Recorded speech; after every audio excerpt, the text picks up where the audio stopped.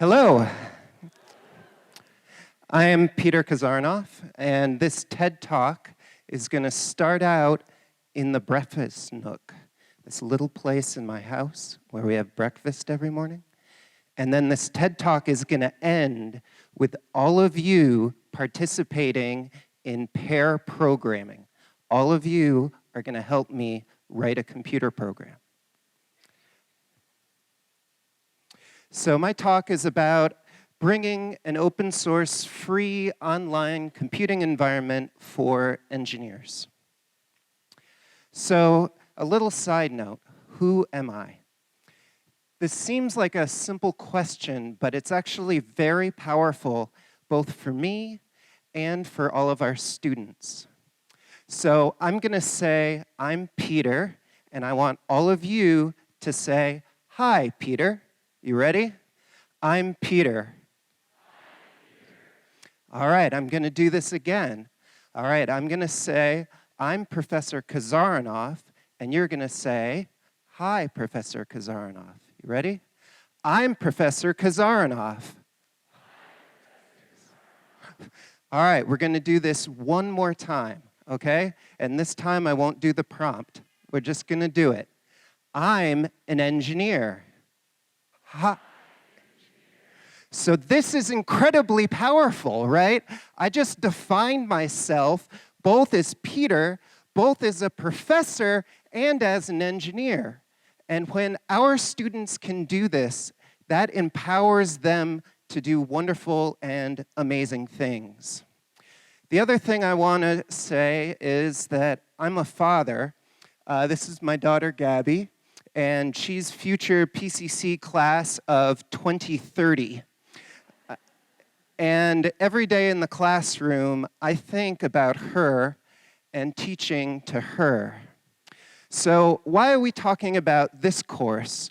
Remember I said this TED Talk starts in the breakfast nook and ends with peer programming, you helping me write a program. So in the breakfast nook last spring, I was working on some grading, I was grading some homework, and the grading homework was in one of the top of the pyramid classes. So let me show you like the pyramid again. Right? So this was one of these like index finger classes that's at the very top of the pyramid, the last class students are going to take before they transfer and move on to a four-year school in engineering.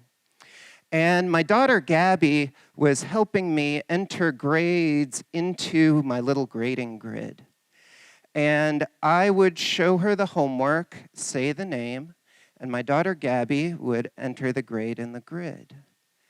And after we did this, Gabby said, Daddy, why aren't there any girls? And like, I'm so emotional about this, but like I said, Gabby, I wanted to be like, it's the top of the pyramid and it's really pointy. But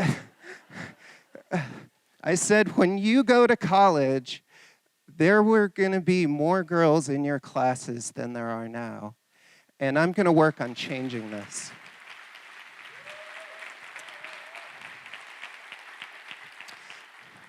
So here's what I did. So this summer, I took this class, ENGR 101, Intro to Engineering, and this is an elbow class. Right? This class is at the bottom of the pyramid, and we teach lots of sections of this, and if you look at the makeup of this class, it is very different from the fingertip class that Gabby was helping me with the grading on. So I want to try to do just my littlest thing to help the students in this class continue on in engineering. So 3 of these labs for this class are in computers. And this is what I'm like when I know I have to teach a computer lab. All right, so at the beginning of my talk, I said by the end of this talk, you're going to help me with pair programming. And this is the look I saw from some of you.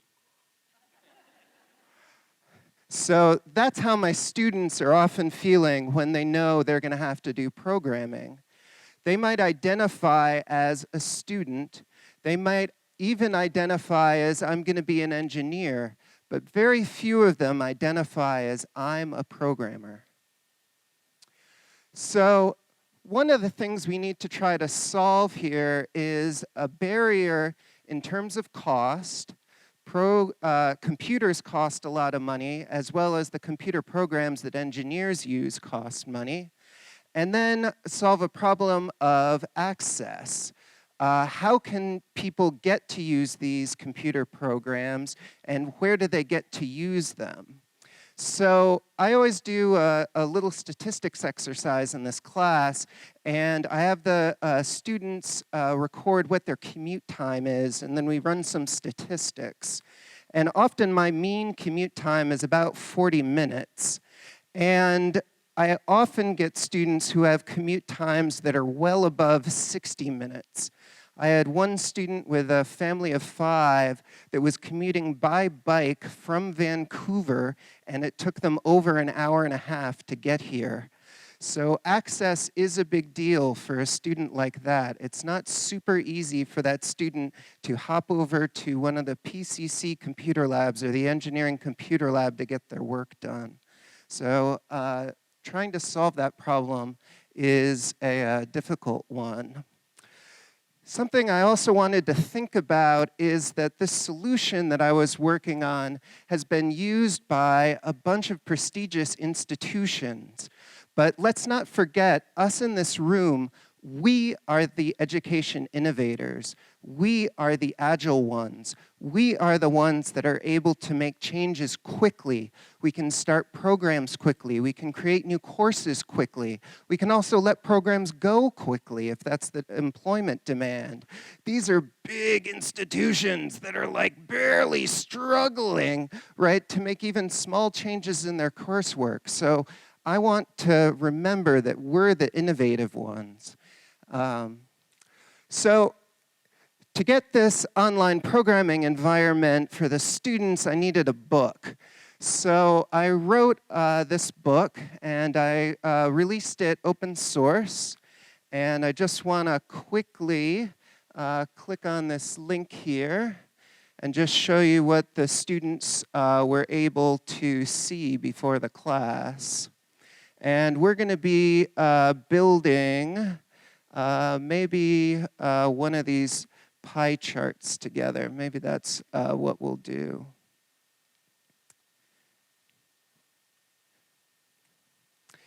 The other thing that I wanted to do was create assignments that the students could see before the quarter started. Because when I tell them they're going to have to do those 3 labs on programming, and they're thinking they're not a programmer, one way to help that is to show this is the work that you're going to be doing in a couple weeks. You can take a look at it early. You can see what you're going to have to do. So I posted all of the assignments on GitHub. GitHub is a place that programmers share code. And so all of the assignments for the course are up here. And we're going to probably work together here on this assignment, the plotting assignment. So finally, let's get to what I did and how you're going to help me do some pair programming. I'm going to click the button, and we are going to be live programming in a free online open source computing environment for engineers. Here we go.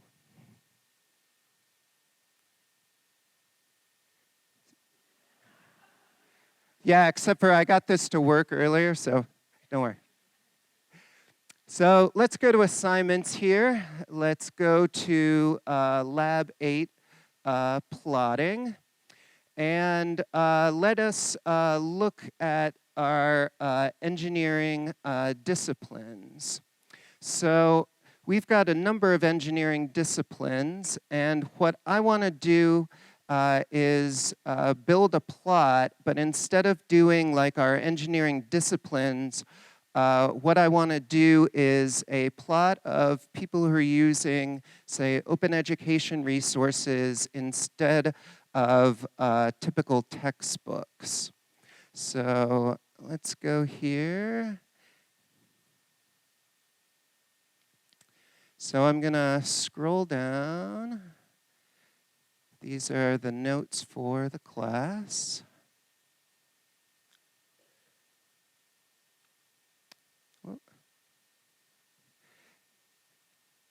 PLT.bar height, metals, saving plots, online. Here we go. All right. So here's what I want to try to do. Can we have a hand of instructors or support staff that use online, or excuse me, open education resources in your class? Holy cow. Can you see yourselves? Wow. Holy cow. So my rough estimation here is that, wow, that was really amazing. I'm going to say 45% use open education resources, and then 55% do not. And then let's do this as OER. And then let's do this as no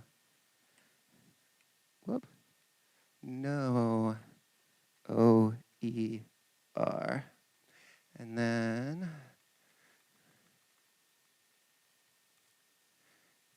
okay. So this is the scary part for the students. When I push the button, am I going to break it? When I push the button, is it going to give me an error? When I push the button, is my instructor going to come over and know I pushed the button? All right, let's see what happens.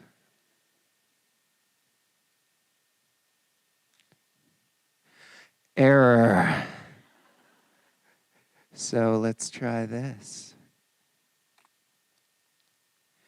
Are you now really nervous? Error. Let's try this.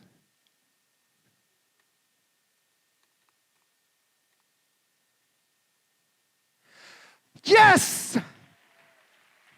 You all now are part of the programming literate. Excellent job.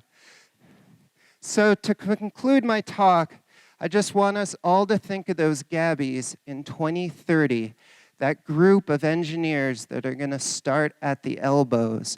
And let's all try to do our little part to provide equitable student success for all of our students. Thank you.